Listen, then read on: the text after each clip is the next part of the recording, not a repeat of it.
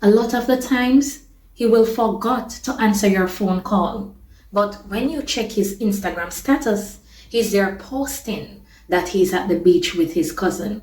So you just have to be extremely careful. And moving on to the final one that we want to talk about, number 5, the help me build. And this is a trick. Help me build. You have to be careful. If a man enters your life wanting you to build him up, he will be like, baby, just lend me some money, make me start a business. May I go set you up good. May I go ensure so you're good.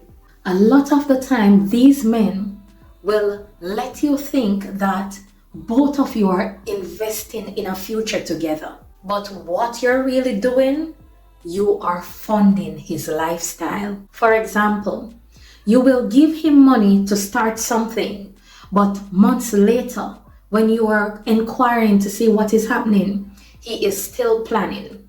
While at the same time, you are left there wondering where your money went. So, ladies, you just have to be careful of the help me build trick, because that is one that will pull you apart, that will damage you emotionally.